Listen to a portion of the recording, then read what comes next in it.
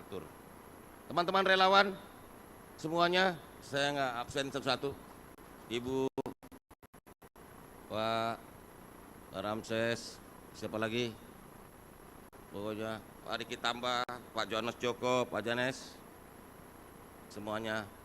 Mohon maaf kalau saya tidak bisa sebut satu persatu, serta seluruh hadirin yang ada dan hadir di ruangan ini. Pertama-tama, Kongres 3 Projo ini merupakan mandat organisasi supaya organisasi itu betul-betul dilakukan, dijalankan dengan mekanisme yang terukur dan bisa dipertanggungjawabkan. Jadi memang kemampuan Projo dalam mengorganisasi rakyat harus kita lakukan juga dalam mengorganisasikan organisasi Projo itu sendiri.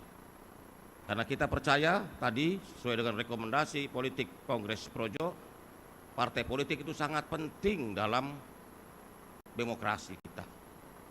Tetapi yang tidak boleh dilupakan adalah bagaimana partisipasi publik, khususnya pengorganisasian rakyat ini bisa kita lakukan untuk membuat rakyat berdaya.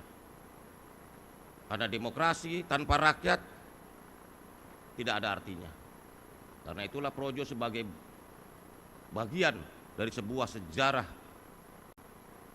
perjalanan panjang bangsa ini ikut memberi warna dan andil. Teman-teman, saudara-saudara sekalian yang ada di forum hari ini, saya ingin menjelaskan kepada teman-teman media sekalian, karena dari perkembangan berita ini seolah-olah disampaikan terkesan Projo putus hubungan dengan Pak Jokowi. Jangan di framing. Projo ini lahir karena ada Pak Jokowi.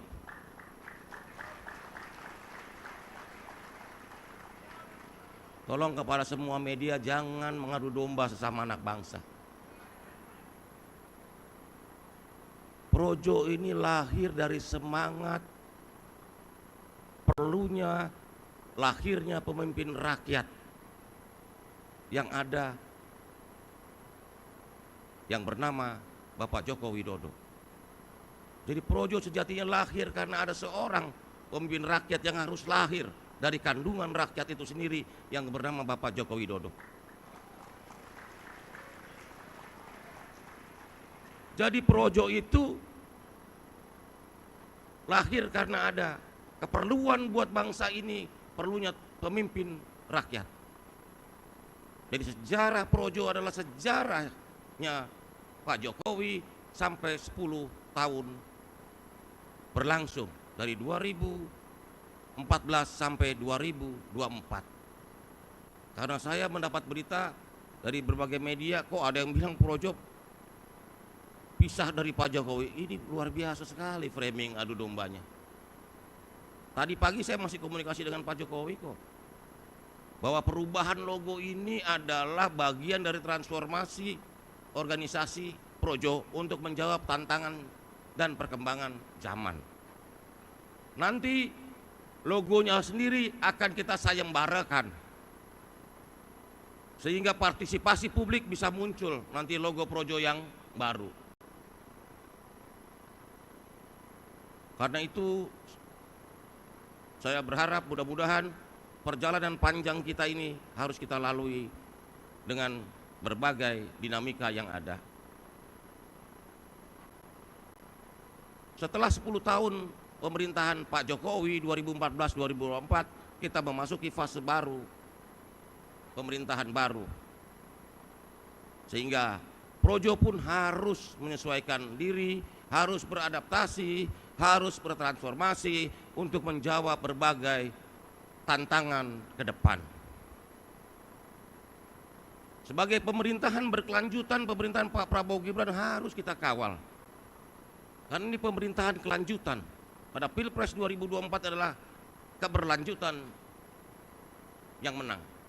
Rakyat ingin keberlanjutan dalam pembangunan. Nah, karena itulah kita sesuai dengan tadi rekomendasi sidang pleno Projo 3 sudah dijelaskan bahwa kita mendukung dan memperkuat pemerintahan Pak Prabowo Gibran. Karena itulah kita berharap juga bersama teman relawan yang lain dan segenap hadirin sekalian, bersama-sama rakyat kita sama-sama menggerakkan, mendukung, memperkuat agar program-program kerakyatan Bapak Presiden Prabowo bisa betul-betul terasa manfaatnya bagi rakyat.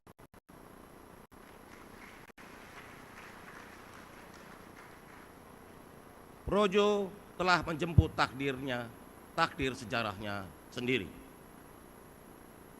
Projo bersama dengan relawan-relawan yang lain adalah bagian dari sejarah karena kita adalah organisasi masyarakat, relawan yang bisa mengantarkan kemenangan pada pilpres di 3 pilpres berturut-turut. Betul?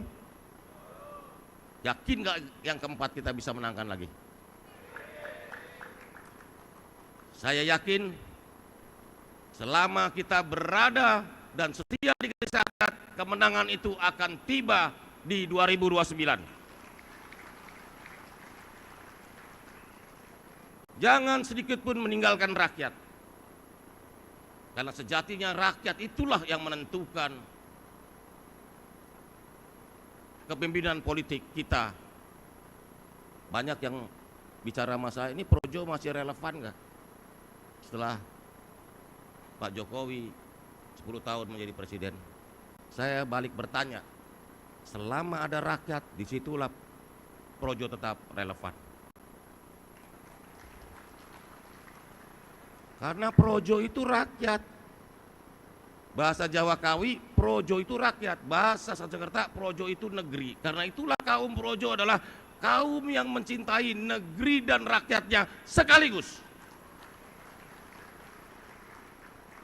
Jadi kalau kita cinta negara ini, maka kita harus mencintai rakyatnya. Karena bohong sekali cinta Indonesia tapi nggak cinta rakyat. Karena cinta rakyat adalah bukti paling nyata kita mencintai negara dan bangsa ini. Dan itu yang diyakini oleh Projo. Bapak Ibu hadirin sekalian, inilah rangkaian Kongres ketiga Projo yang kita gelar selama 2 hari, dan kita berterima kasih kepada semua pihak yang membantu, panitia, pihak-pihak yang baik hati, terutama tapi komisaris kita kurang baik hati, jadi bisa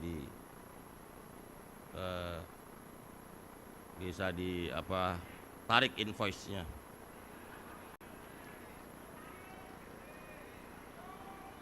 Karena Projo ini